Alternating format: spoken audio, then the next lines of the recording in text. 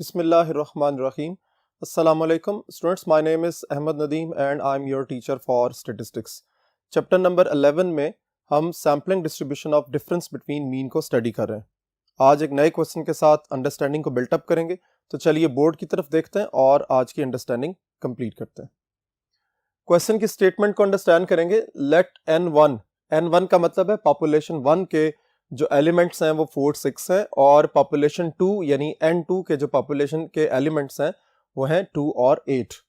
कहा गया है draw all possible samples of size n1 is equals to 3। ये बात अंडरस्टैंड करने वाली है कि n1 3 का मतलब ये है कि जो पॉपुलेशन 1 से आप सैंपल्स ड्रॉ करेंगे उनमें हर सैंपल के अंदर 3 एलिमेंट्स होना जरूरी है। इसी तरह जो पॉपुलेशन 2 से आप सैंपल्स ड्रॉ करोगे तो हर सैंपल के अंदर 2 एलिमेंट्स का होना जरूरी है, यानी सैंपल साइज 2 है। और आगे WR बताया गया है, यानी विद रिप्लेसमेंट आपने ये सारे सैंपल्स को ड्रॉ करना है। इस क्वेश्चन में और इससे पिछले वाले लेक्चर के क्वेश्चन में एक बड़ा डिफरेंस है जो इस क्वेश्चन के अंडरस्टैंडिंग के लिए जरूरी है, जो आपने अपने माइंड के अंदर भी रखना है कि इससे पहले जो हमने क्वेश्चन किया था वो ये था कि आपका n1 और n2 दोनों पॉपुलेशन से जो सैंपल साइजेस ड्रॉ किए गए थे वो 2 थे। सो आज के क्वेश्चन में हम ये चीज अंडरस्टैंड करेंगे कि सैंपल साइज के चेंज होने से, यानी चेंज किस तरह का है वो भी जरा गौर से देखिए कि अगर एक पॉपुलेशन से सैंपल साइज 3 है, दूसरी पॉपुलेशन से सैंपल साइज 2 है, या उसको चेंज कर दीजिए कि एक पॉपुलेशन से जो सैंपल साइज है वो 2 का हो, दूसरी से 3 का हो, ठीक है। सो इससे कोई फर्क नहीं पड़ेगा, आपकी general understanding regarding making of samples वो वही रहेगी। यानी आपको सैंपल्स की टेक्निक को फॉलो करना है, आपको इन नंबर्स को फॉलो नहीं करना। सो जो भी टेक्निक है according to the situation, according to the formula आपका क्वेश्चन जो है वो कंप्लीट होगा। अब आपको करना क्या है, सैंपलिंग डिस्ट्रीब्यूशन बनानी है x2 बार माइनस x1 बार। रेफरेंस दे दूं पिछले लेक्चर का, जो आपने याद रखना है कि पिछले लेक्चर में ये क्या था, x1 बार माइनस x2 बार। अक्सर ये मिस्टेक होती है और यही मिस्टेक आपके क्वेश्चन के अंदर जो वेरिफिकेशन है उसमें प्रॉब्लम क्रिएट करती है। वो प्रॉब्लम क्या है कि अगर आपको x1 बार माइनस x2 बार दिया हुआ है और आपने x2 बार में से x1 बार माइनस कर दिया है तो साइंस का इश्यू होगा और आपकी वेरिफिकेशन कंप्लीट नहीं हो सकेगी। सो आपने याद रखना है कि क्या x1 बार माइनस x2 बार है या x2 बार माइनस x1 बार है।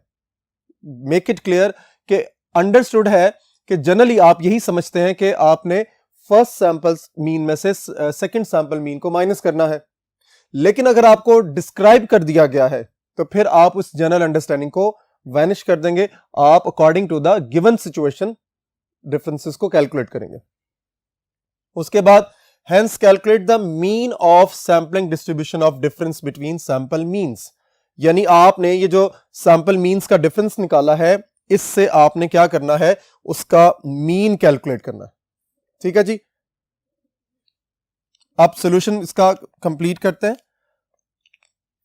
प्रोसेस वही होगा, गौर से आप देखेंगे जो अभी डिस्क्रिप्शन मैंने आपको बताई है उसके अकॉर्डिंगली आपने इसको माइंड के अंदर रखना है। सॉल्यूशन में हम उसी तरह करेंगे। कैपिटल N1 आपको पता है 4 और 6 है, small n1 is equals to 3 है। इस तरह टोटल सैंपल्स जो इस सिचुएशन में पॉपुलेशन 1 से जनरेट होंगे वो क्या होगा, n1 raise to power small n1, तो that is 2 raise to power 3, यानी 8 सैंपल्स बनेंगे और हर सैंपल के अंदर 3 एलिमेंट्स होंगे।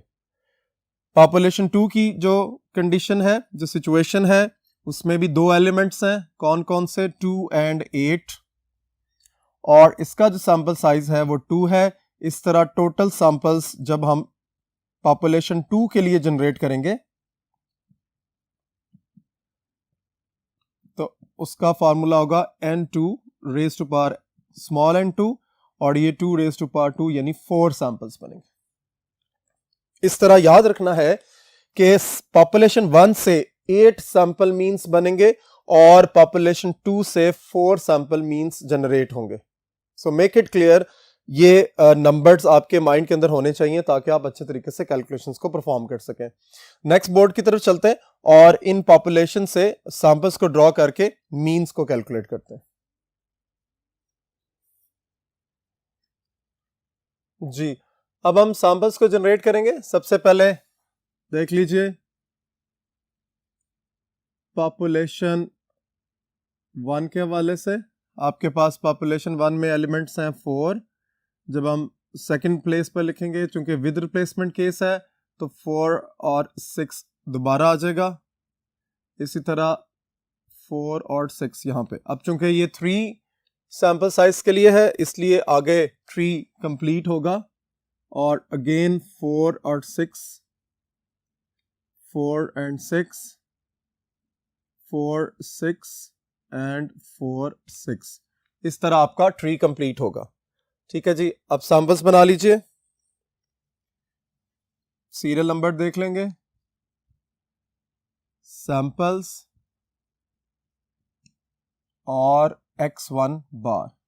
सो ये चूंकि 8 सैंपल्स बने थे, 1 2 3 4 5 6 7 एंड 8। तो देखिए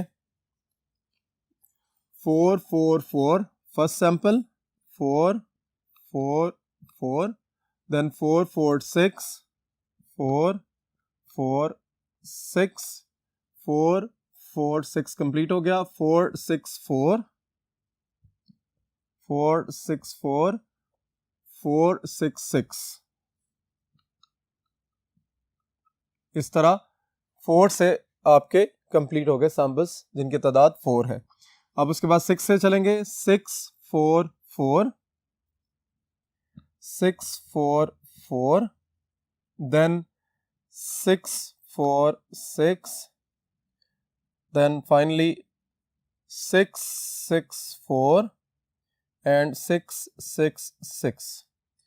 अब सैंपल मीन्स कैलकुलेट करेंगे हर सैंपल के लिए। अब ये याद रखना आपने, अक्सर फ्लो में आप लोग याद नहीं रख पाते कि टोटल सैंपल्स जो 8 है, हर सैंपल के अंदर 3 एलिमेंट्स हैं। इसका मतलब ये हुआ कि जब आपने ऐड करके डिवाइड करना है तो वो 3 से करना है, क्योंकि नंबर ऑफ एलिमेंट्स 3 हैं। 4 + 4 + 4 को जब 3 पे डिवाइड करेंगे तो आंसर आपका 4 आ जाएगा। नेक्स्ट आप 4 + 4 + 6 जब आप ऐड करके 3 पे डिवाइड करेंगे तो इसका आंसर पॉइंट्स में आएगा। आप अपने कैलकुलेटर से इसको वेरीफाई करें। 4 + 4 + 6 इट इज 14 डिवाइडेड बाय 3, तो आंसर आपके पास आ जाएगा 4.67। ठीक है, अच्छा जी। उसके बाद 4 + 6 + 4, again it is 14 divided by 3, then it is 4.67, then 4 + 6 + 6, it is 16 divided by 3, 5.33, 6 + 4 + 4, 14 divided by 3, 4.67, then 16 divided by 3, 5.33, then again this is 6 + 6 + 4, 16 divided by 3 is 5.33 and this is 666, तो इसको डिवाइड करेंगे तो 6 आंसर आ जाएगा। इस तरह पॉपुलेशन 1 से आपने tree बनाया, सैंपल्स को जनरेट किया और हर सैंपल के लिए इसका रिस्पेक्टिव मीन कैलकुलेट कर लिया। अब यही प्रोसेस जो है वो पॉपुलेशन 2 के हवाले से होगा और पॉपुलेशन 2 में भी यही स्टेप्स आप परफॉर्म करेंगे। सबसे पहले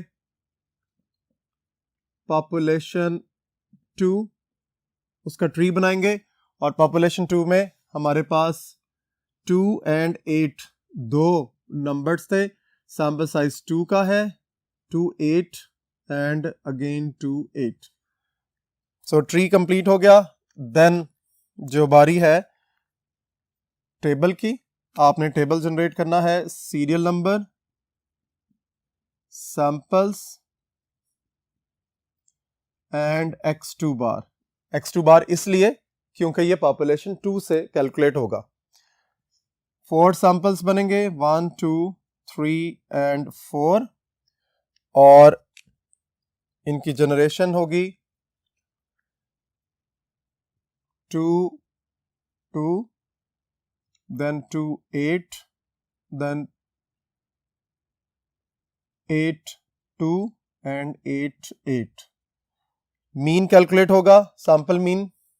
तो देखिए 2 plus 2 4 divided by 2 is 2, then it is 10 divided by 2 is 5, then again 5, then again 6, 8 plus 8 16 divided by 2 is 8। इस तरह पॉपुलेशन 2 से भी आपने सैंपल्स को भी जनरेट कर लिया और उनके रिस्पेक्टिव मीन्स को कैलकुलेट कर लिया। अब बोर्ड नंबर 3 की तरफ चलते हैं और x1 बार और x2 बार इन दोनों को यूज करके difference between x2 bar and x1 bar calculate करते हैं। तो चलिए बोर्ड नंबर 3 की तरफ। जी नेक्स्ट हम टेबल जनरेट करेंगे। वैल्यूज को हम रो वाइज और कॉलम वाइज लिखेंगे। आपकी अपनी चॉइस है कि आप रो में x1 बार लिख दें, कॉलम में x2 बार लिख दें, या चेंज कर दीजिए रो में x2 बार लिख दें और कॉलम में x1 बार लिख दें। इसमें किसी किस्म का कोई प्रॉब्लम नहीं है, लेकिन जो चीज़ याद रखने वाली है वो है कि आपको ये बिल्कुल क्लियर होना चाहिए कि you have to calculate x2 bar minus x1 bar.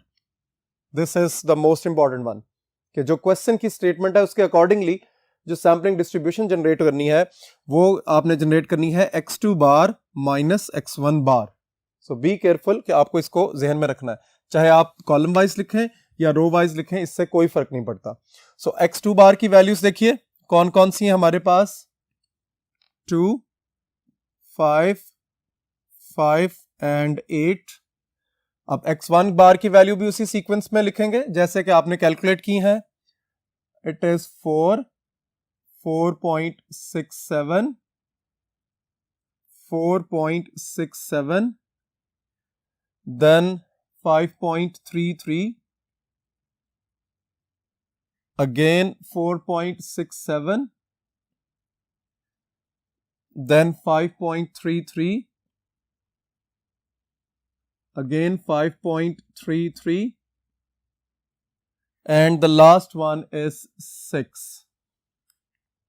So इस तरह टोटल आपके पास 1 2 3 4 5 6 7 8 सैंपल मीन्स थे जो पॉपुलेशन 1 से कैलकुलेट हुए। ठीक है, अब आप डिफरेंस कैलकुलेट करना है according to this one. x2 bar में से x1 बार को माइनस करना है, तो आप देखिए क्या होगा, 2 minus 4 is -2।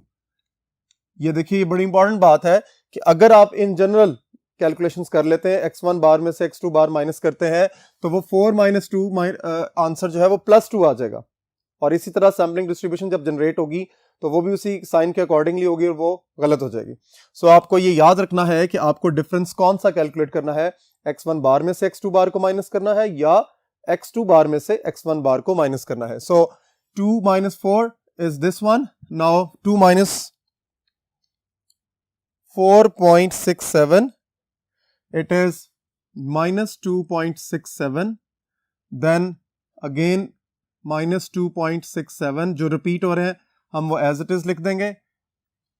This is -2.67।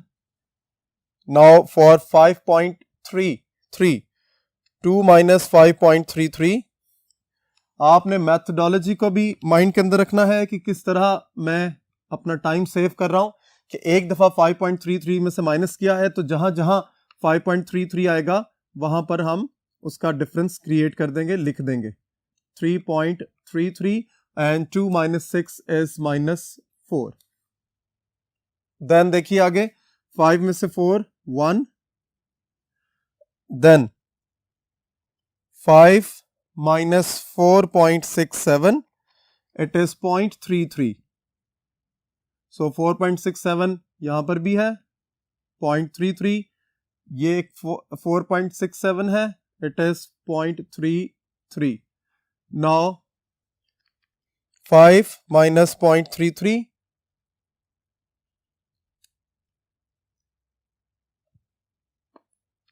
5 minus 5.33, it is minus 0.33.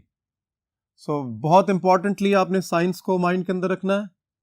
minus 0.33, then minus 0.33, and 5 minus 6 is minus 1.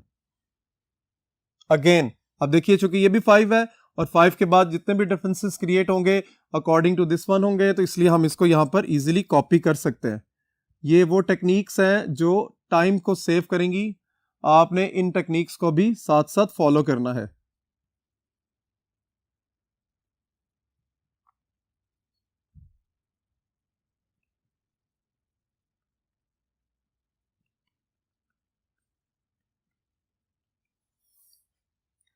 Okay जी, द लास्ट वन 8 में से 4 को माइनस करेंगे 4, then 8 minus 4.67, it is 3.33. Now 3.33, this is 3.33. Okay जी, अब 8 minus 5.33, this is 2.67. According to this, 2.67, 2.67, and 8 minus 6 is 2. So आपको guideline मिल गई होगी कि किस तरह आपको टोटल डिफरेंसेस को देखना है, माइंड के अंदर रखना है, डिफरेंसेस किस तरह कैलकुलेट करने हैं. ये भी चेक कर लीजिए कि टोटल डिफरेंसेस कितने आ रहे हैं. जरा गौर कीजिए. 4 plus 4 plus 4 plus 4 plus 4 plus 4 plus 4 and plus 4. तो ऑलरेडी आप इसको माइंड के अंदर रखें. आप रो के जो आपके पास आ रहे हैं मीन्स, उनको आप अगर कॉलम्स के मीन्स के साथ मल्टीप्लाई कर दें नंबर ऑफ मीन्स को, तो 8 4s are 32. ये आपके पास डिफरेंसेस क्रिएट हो रहे हैं. सो अब आपको क्या करना है, आपको sampling distribution of difference between mean calculate करनी है. सो उसके लिए क्या करेंगे, हेडिंग लिख लेते हैं, सैम्पलिंग डिस्ट्रीब्यूशन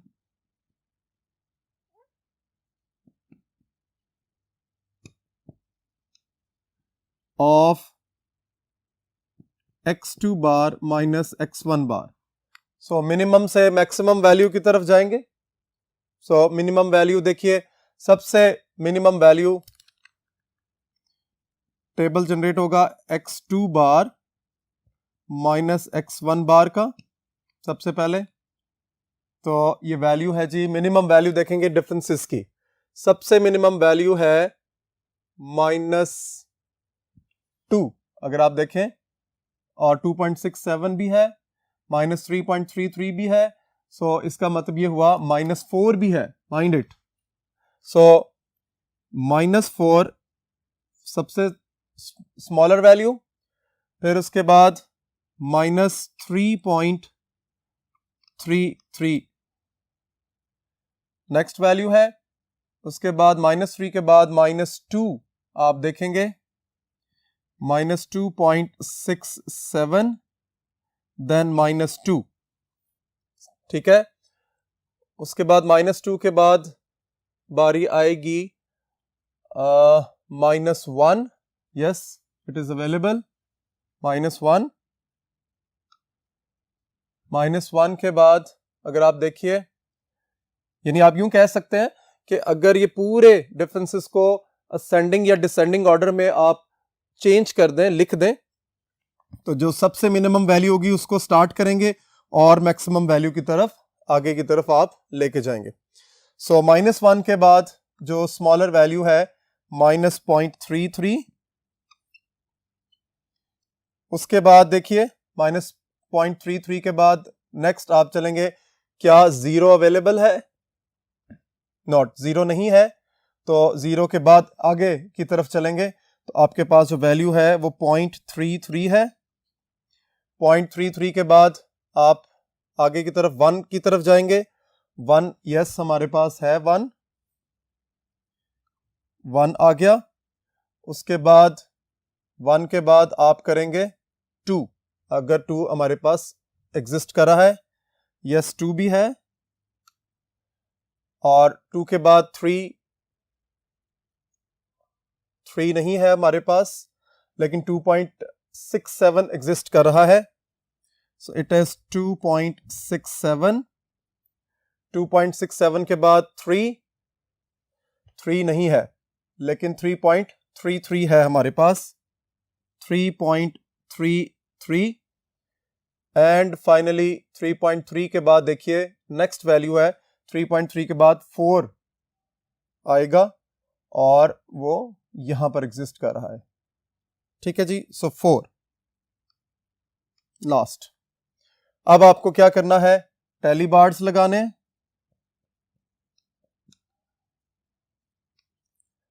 देन फ्रीक्वेंसी, और उसके बाद probability of x2 bar minus x1 bar.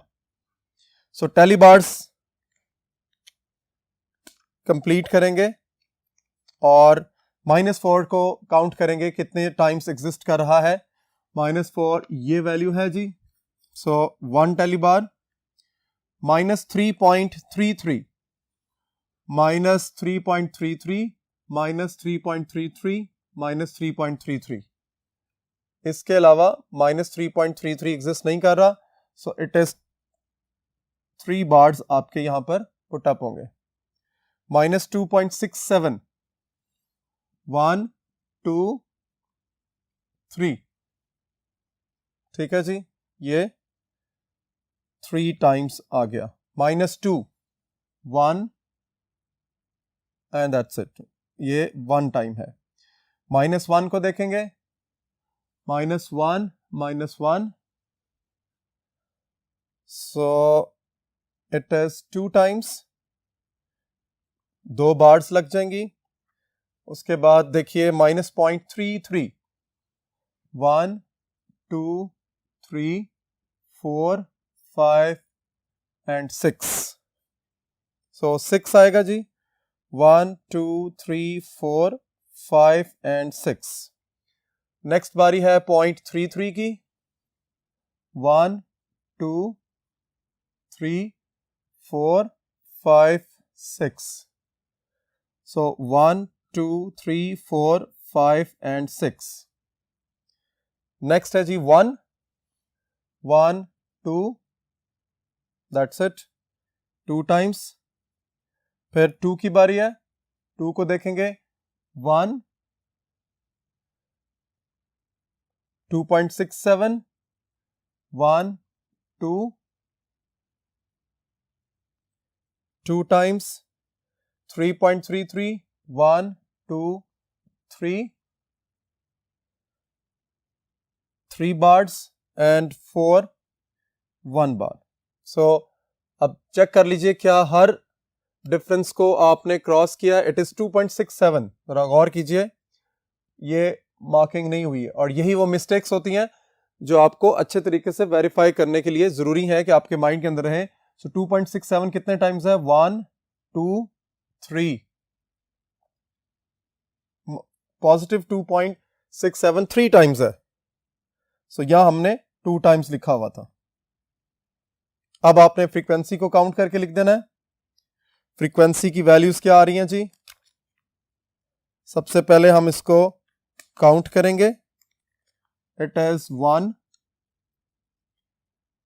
3, then 3, then 1, then 2 and 6 6 2 1 3 3 and 1।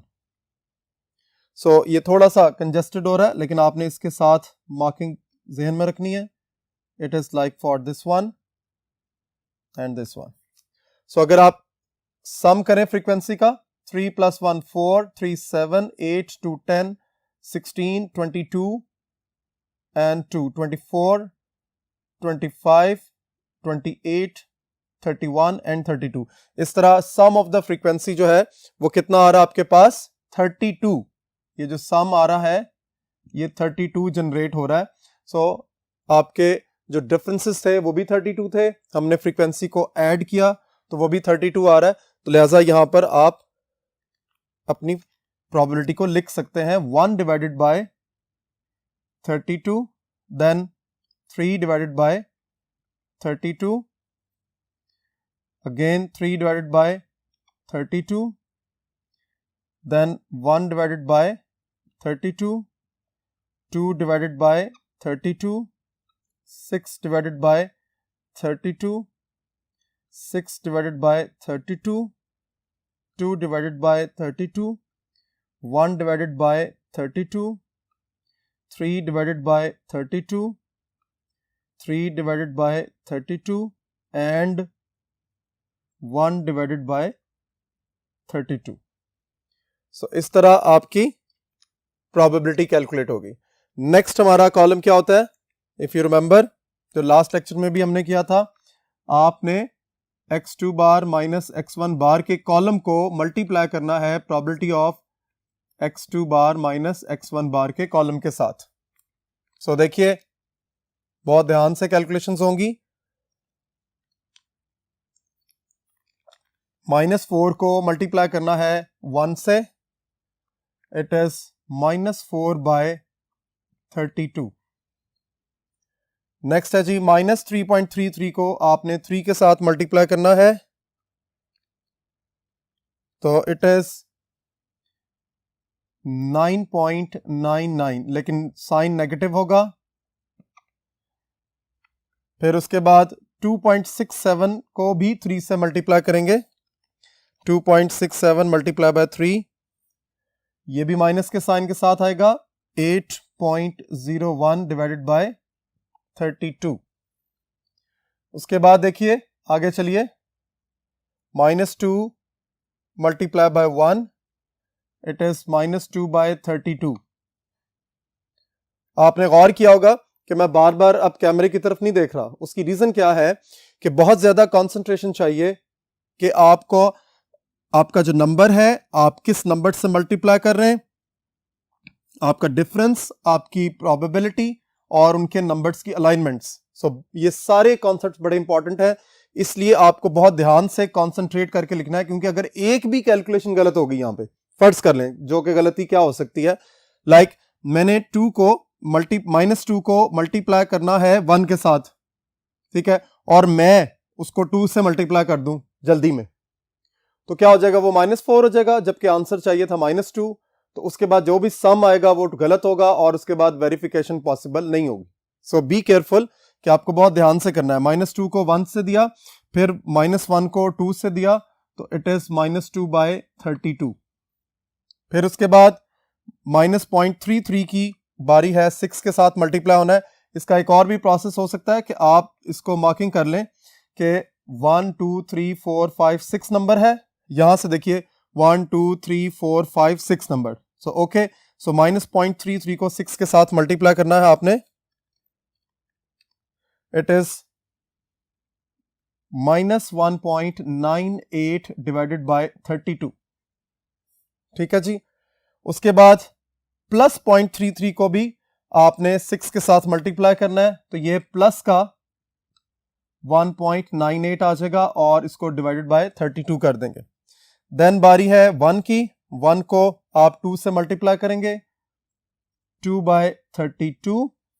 फिर 2 को 1 के साथ मल्टीप्लाई करेंगे, 2 बाय 32। 2.67 को 3 से मल्टीप्लाई करेंगे, 2.67 multiply by 3, it is 8.01 divided by 32। फिर 3.33 को 3 से मल्टीप्लाई करेंगे, it is 9.99 divided by 32। And the last one, 4 1s are 4, ये मैं यहां साइड पर लिख रहा हूं, 4 बाय 32। ठीक है, अब आपने न्यूमरेटर्स को ऐड करना है, -4 -9.99 -8.01 -2 -2 -1.98 प्लस